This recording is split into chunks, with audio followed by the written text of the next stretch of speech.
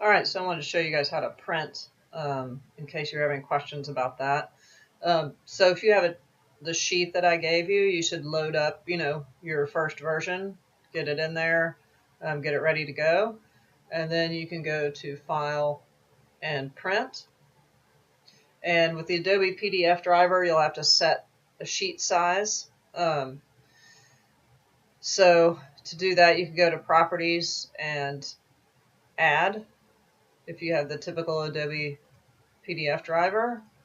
If you don't, you may need to get something like the Qt PDF driver, which is a free writer. And if you do the Qt PDF driver, you might have something that looks like Properties. And then if you go to Advanced, you'll get a paper size here, and you can add custom paper sizes, right? So you can do that in the paper output area. So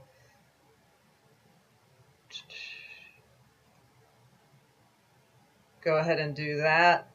It's going to depend on the driver what it looks like, but once you get the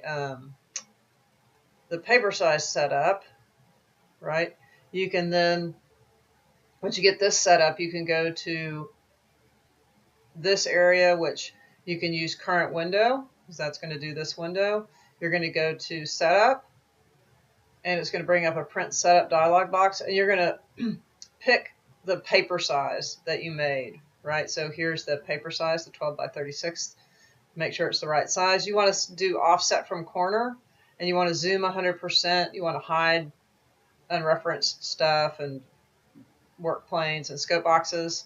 And once you get all this set up, you can click OK, and then you can do a preview. And if you preview, you should get something that looks like this.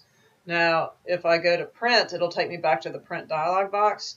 If I were to do something like in my setup, instead of doing offset from left corner, if I did centered and I clicked OK and I did a preview, it's going to center it around everything in my screen, which it'll take those sort of floater renderings into consideration, and it'll mess it all up.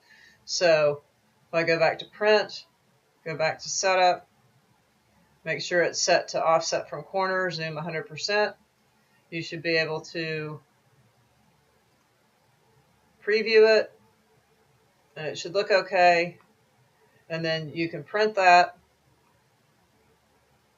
Click OK, and it'll let you print it. So if I save that, right, it'll print it out, and it should look like that. Now the next thing you'll do is reload your second SAT. So I'm doing that in my Dynamo definition right now.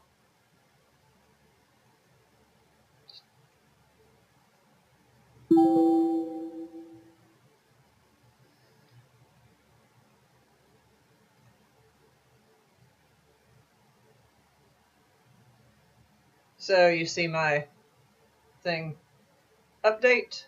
Everything updates except for the renderings, so you would have to redo the renderings, right? So my thing updates. You would redo the renderings, place those on here, and then print this, right? So now I could Control P this and do the same thing. And print it out. And then finally, you'll do one more. So I'll update this using my definition.